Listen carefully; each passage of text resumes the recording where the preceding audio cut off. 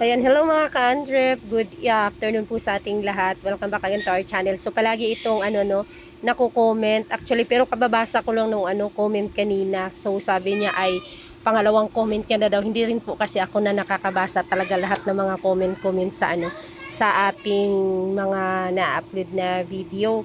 So ngayon po ito yung nagtatanong kung ano ba daw ang sprocket na para sa mga pang Euro. So yung pang Euro po ay ito po yan. Yung mga pang HD3, X4, ayan, GP125, mga SYM na yung mga D-clutch, mga D-tangke.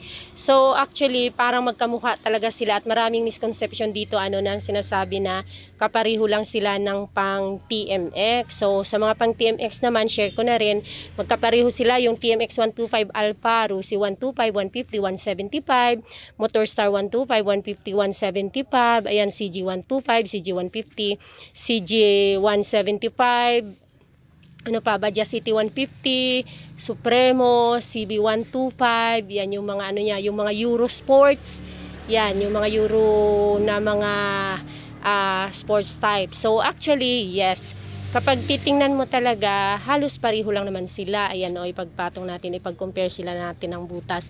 Magkapareho kasi sila ng butas sa gitna. Itong kanyang sasalpakan ng hub, ayan, magkapareho sila ng ng mga pang TMX. Kasi ang mga Euro, yan ay pwede po yan siyang kabitan ng pang TMX na hub. So ayan siya, oh. Tingnan nyo. Yung gitna niya, 'di ba? Pareho sila. Pareho sila ng laki kasi yung hub ng bunganga ng hub nila is magkapareho. Pero yung sa sprocket bolt, tingnan niyo, 'di ba? Medyo duling siya ng konti. Kumbaga hindi siya sakto.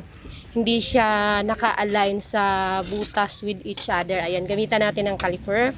Ayan, pasensya na medyo mabagal dahil yung kanan ko ang nakahawak ng cellphone at kaliwa itong nakahawak sa caliper na hindi naman tayo sanay magkaliwa. Again, hindi naman tayo kaliwete. Haha. So ayan, so nakita nyo po pareho sila ng gitna at ito naman pagdating sa sprocket bolt. Magkasinlaki silang gitna. Ayan sa sprocket bolt. Ayan, yan yung pan TMX. Tingnan nyo po yung sprocket ng pan TMX, parang may palalim siya. At ito yung pang HD3. Ayan siya, oh. Ayan, maliit ang gitna ng pang HD3. Ayan siya. Ayan. So, ayan, maliit ang sa sprocket bolt ng HD3. Ayan siya. So, kapag nagpalit kasi ng hub, magpapalit na rin ng sprocket syempre. Yung distance ba yan? Nagagamit nga po pala mga caliper. Halimbawa po, ganyan, hindi namin alam kung anong kapareho at pwedeng ikabit. Usually, nagamit ko to dun sa Motorstar na 200, Explorer 200.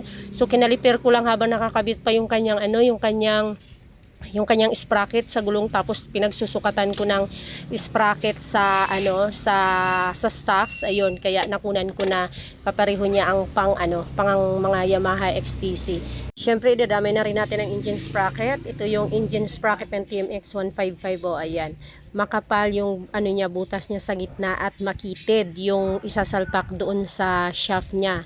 Samantalang ito yung pang Rusi, Euro, TMX 125 Alpha, yan sila, ito yan yung manipis na malapad naman yung kanyang groove, yung isasalpak sa gitna dito sa shaft.